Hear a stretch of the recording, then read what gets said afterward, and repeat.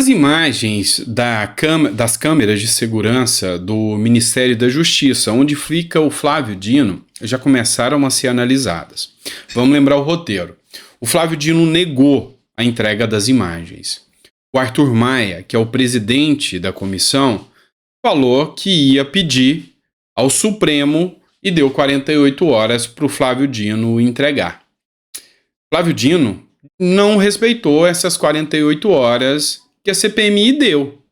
E aí, fez uma consulta com o ministro do Supremo Tribunal Federal, Alexandre de Moraes, no qual teve a determinação de entregar as imagens. As imagens foram entregues. Mas, agora, fazendo análise, descobriu-se uma surpresa. E parece que vai acabar em pizza, vocês vão entender o porquê. Bora fazer uma análise de tudo que está acontecendo na CPMI, vamos falar sobre uma ameaça e um boletim de ocorrência feito pelo Carlos Bolsonaro em relação a ele e o pai dele. Enfim, a gente vai entender um pouquinho mais do que está acontecendo hoje no cenário político. Não esquece, é importante você se inscrever, curtir, compartilhar, isso ajuda e ajuda muito o nosso canal aqui. Então, se você puder fazer isso, eu te agradeço e agradeço muito. Mas bora começar, né, pessoal? Afinal, o que você esperava das imagens do dia 8 de janeiro que o Flávio Dino tanto se recusa a entregar?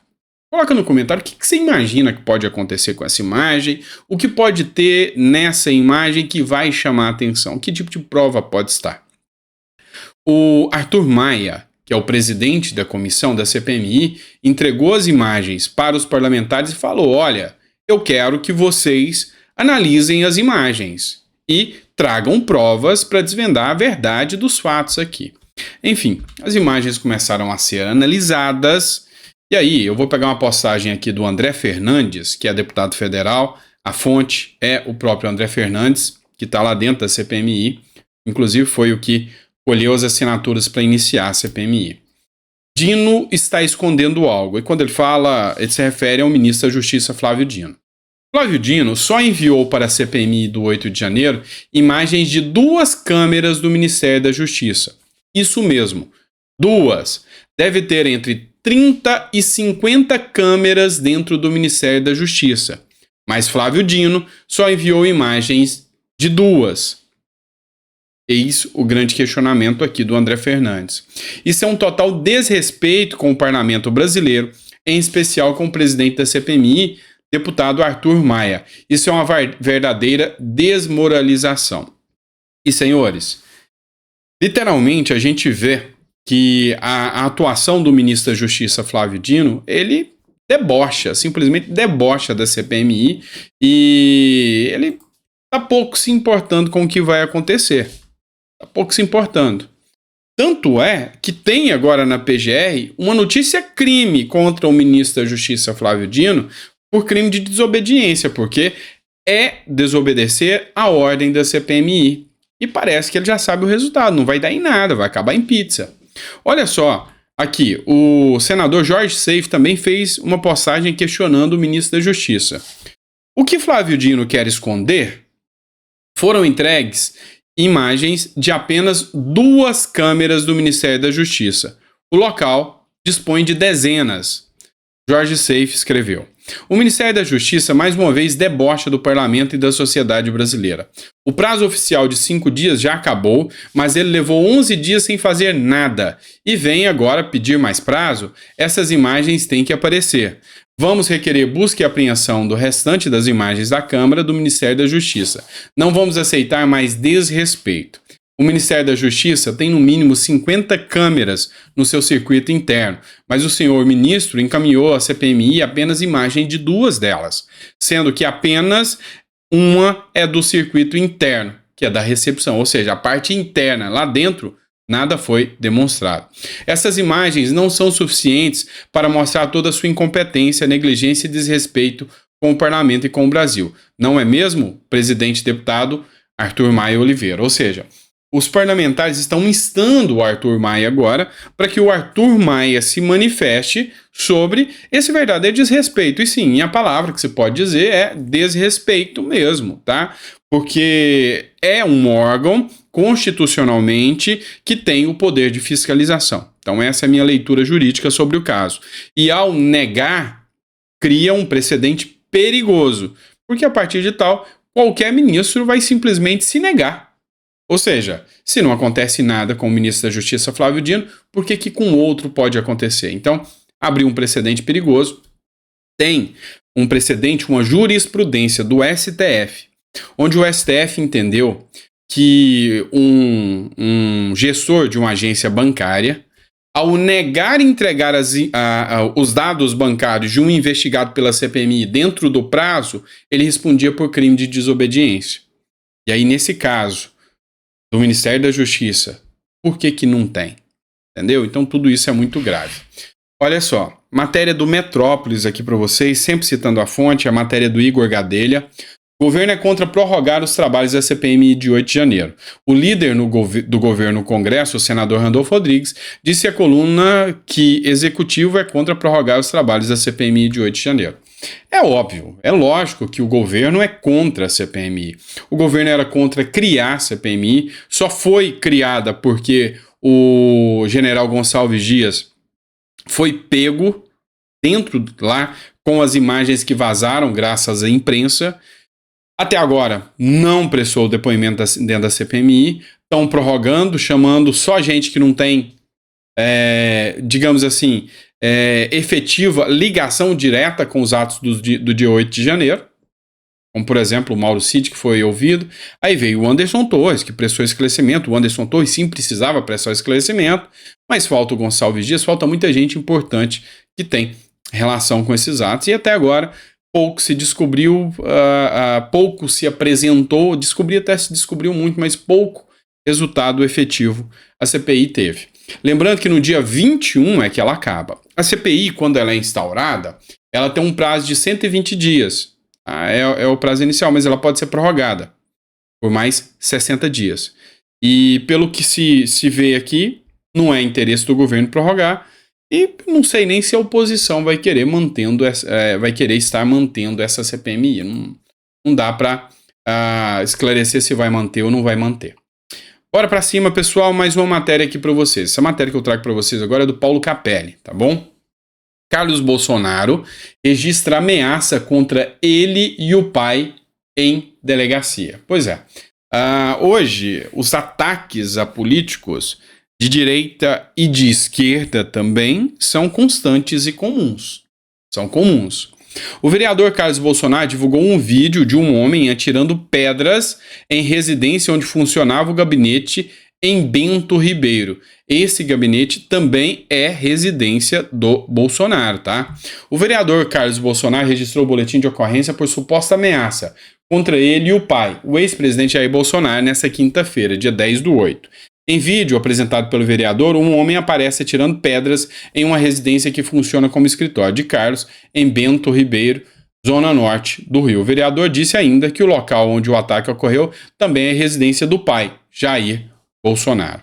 E aí, o que a imprensa fez? Ela ironizou, falou que não é nada demais, o ataque, que é uma besteira. Mas o Flávio Bolsonaro também se manifestou. E a imagem é essa aqui, pessoal.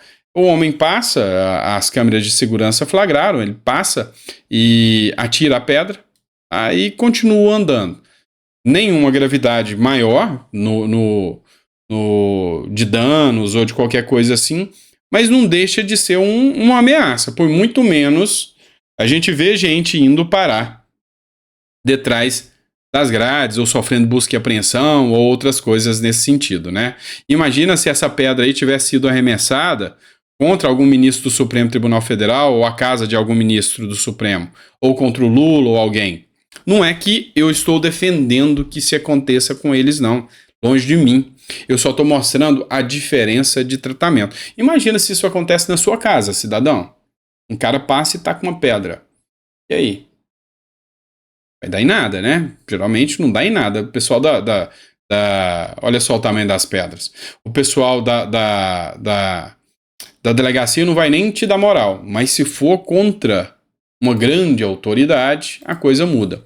O Flávio Bolsonaro escreveu o seguinte: tudo começa com ameaças, depois passa para pequenas agressões e evolui até que alguém se sinta confortável para usar uma faca ou uma arma. Em tempos de violência extrema, no qual candidatos e políticos de direita têm sido violentamente atacados, todo cuidado é pouco. Hoje foi uma pedra, amanhã sabe Deus o que pode acontecer. Pois bem, fica aqui o repúdio a qualquer ato de violência, seja a qual parlamentar for, seja a qual autoridade que seja, ou seja qualquer cidadão, porque todos são iguais perante a lei. Pelo menos é o que a Constituição diz. Vamos falar agora do Nicolás Maduro, tá? Nicolás Maduro que, segundo o Lula, não é ditador, não é autoritário e nem é uma pessoa ruim. Segundo Lula, o Nicolás Maduro é um homem bom. Olha só, o deputado Carlos Sampaio, ele cita aqui uma matéria da Revista Oeste. Então, para fins de fonte, é o Instagram do deputado Carlos Sampaio, eleito democraticamente, e a Revista Oeste, canal de informação aí autorizado a funcionar. Ditadura da Venezuela orienta militantes a bater e chutar em Maria Corina Machado, principal opositora de Maduro. Mais um episódio lamentável da ditadura apoiada por Lula. Até quando o PT vai ignorar as atrocidades cometidas pelo regime tirano de Nicolás Maduro? Eis quem fala é o deputado Carlos Sampaio. E aí, pessoal, eu assino embaixo, tá?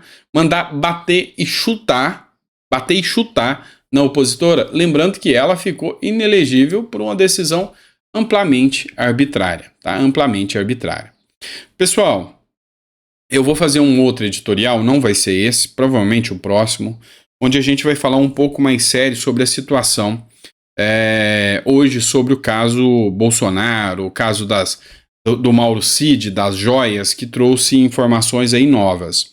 E aí, pessoal, não é ser pessimista, é ser realista. Eu avalio os casos e trago aqui, e eu acredito que muitas pessoas estão aqui pela independência do nosso canal. E eu digo para vocês, estão fazendo de tudo e o cerco está se fechando cada vez mais ao Bolsonaro e a família. Eles querem tirar todo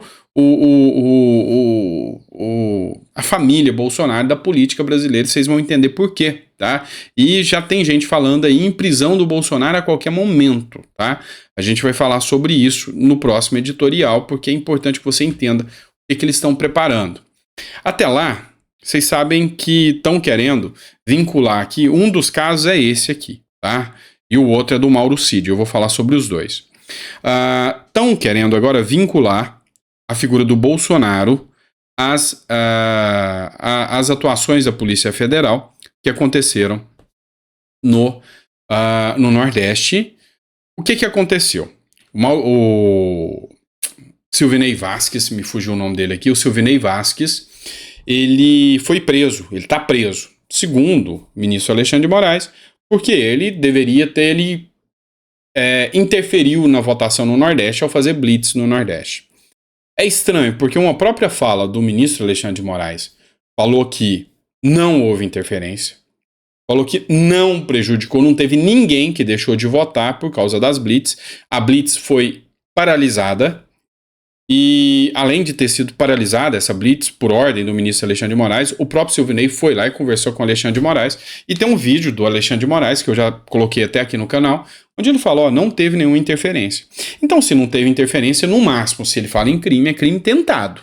Não é um crime consumado. Não é um crime consumado, é um crime tentado, né? Aí a grande questão é que não existe justificativa para a prisão do Mauro Cid, do Silvinei Vasquez, perdão. Pelo menos esse é o meu ponto de vista jurídico, como advogado, como jurista. Eu não vislumbro os riscos que ele possa efetivamente causar agora, porque o governo, a Polícia Federal, está na mão do Lula. Não está na mão do Bolsonaro. Então, o que o Silvinei Vasquez pode interferir? Nada. E aí, essa matéria do Estadão. Delação premiada é para criminosos. Ele é um herói nacional, diz advogado de Silvinei Vasquez. O ex-diretor-geral da Polícia Rodoviária Federal, Silvinei Vasquez, prestou depoimento na sede da Polícia Federal em Brasília, na tarde dessa quinta-feira, no inquérito que investiga se a corporação foi usada para interferir no segundo turno das eleições. Ele respondeu todas as perguntas e voltou a negar o uso do cargo para favorecer o então presidente Jair Bolsonaro.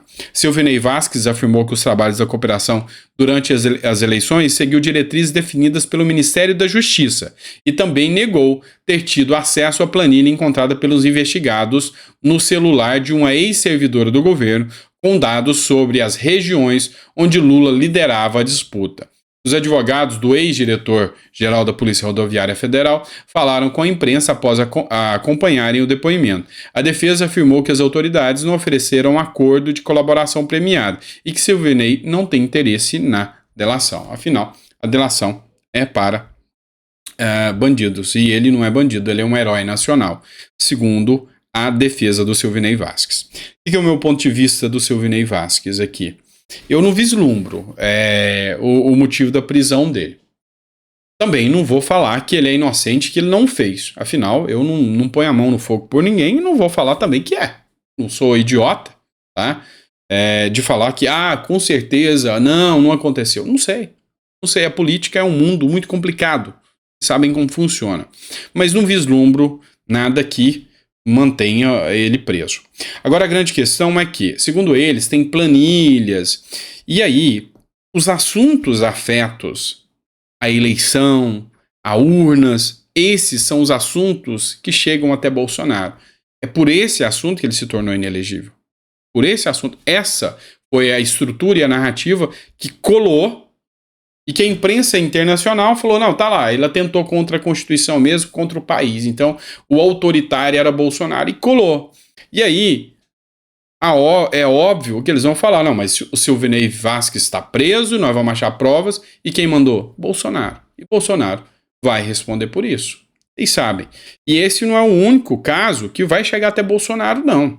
Tem um outro caso aí também, que é o do Mauro Cid, nós vamos falar. Então, assim, o que isso me incomoda? Tá? O que isso me deixa incomodado? É o seguinte, teve presidente aí, e vocês sabem os escândalos de corrupção, o Collor mesmo, quantos anos levou o julgamento do caso Collor? Lula, quanto tempo levou depois que ele saiu da presidência e aí a Lava Jato foi acusada de excesso para Lula se tornar inelegível, para Lula ter a responsabilidade que ele teve? E aí, Bolsonaro já está inelegível. Foi recorde, não foi nem 6 meses de governo Lula, Bolsonaro já estava inelegível. E aí, essa distinção é o que me preocupa. É essa distinção. Afinal, se vai apurar, o que a gente espera? Uma justiça séria, célere. Não está sendo uma justiça política. Desculpem-me. Com essa celeridade, e aí os mesmos que defendiam a celeridade do caso Lula, nossa, olha só, o caso Triplex, o processo passou na frente. O próprio, tem um advogado aí do TikTok, o Raposo, que é muito defensor do Lula, olha só, andou muito rápido. Se andou rápido do Lula, como que está sendo do Bolsonaro? A jato? Então, é esse tipo de coisa que me preocupa. E eu não vou passar pano nem pro Bolsonaro, se deve que pague. Mas passar na frente e criar narrativas, aí é muito, muito, muito temerário. Tá? Muito temerário mesmo. Pessoal, para não ficar muito extenso, mas o último videozinho aqui de hoje. Comissão do Senado aprova projeto que torna obrigatória a avaliação psicológica para a renovação de CNH. Atualmente, exame é exigido na primeira habilitação e a motoristas que exercem atividade remunerada. A proposta foi aprovada em caráter terminativo e, se não houver recurso, vai direto para a Câmara. Eu fico inconformado com esse tipo de aberração que esses deputados apoiam e aprovam. Você acha mesmo que esse exame psicológico de ir lá e rabiscar um papelzinho, você já deve ter passado, você tem carteira de habilitação? Você já viu que burocracia? Isso aqui vai aumentar, encarecer, para quê? Sinceramente, desculpem-me, mas são máfias que se juntam para ganhar nas custas do trabalhador pagador de impostos. Sabe? É o tipo de coisa que você chega lá... E isso aqui é Brasil, não tô mentindo pra ninguém, é verdade. Você chega lá e o cara, olha, pra você passar aqui, um cafezinho ajuda você a enxergar melhor. Isso aqui você não conseguiu, hein? Olha, dá um cafezinho aí que te acalma. Essa é é a realidade do Brasil. E não vê quem não quer. Não vê quem não quer. Então, quando eles fazem isso, criam mais burocracia, criam mais entraves. Vai tirar uma carteira nos Estados Unidos para você ver a diferença. Lá é liberal. Lá é liberal. Ou seja, menos burocracia, facilidade em dirigir. Pronto. É menos gente envolvida com a máquina estatal fazendo o papel de sanguessuga contra o cidadão. Esse é o Brasil. Tá? Então, sou contra, mas se você tiver um argumento que melhora aí pra mim, coloca aí no comentário que eu quero saber. Você é a favor do psicológico, da avaliação psicológica, psicotécnico que eles chamam? Você é a favor ou não? Coloca no comentário pra mim. Eu acho que não passa de mais uma balela. Ah, mas às vezes o cara não tá bem da cabeça pra dirigir o carro. Amigo, vamos lá, convenhamos, né? Você acha que se o cara já não tá bem da cabeça, um monte de coisa. E você acha que realmente uma avaliação psicológica vai definir isso? Não concordo não. Mas fazer o quê, né? Foram eleitos? Com eles agora. Certo? É isso, pessoal. Muito obrigado. Fiquem com Deus. Grande abraço. E a gente volta, tá? Daqui a pouquinho, 7 horas, a gente tá aí com vocês. Grande abraço.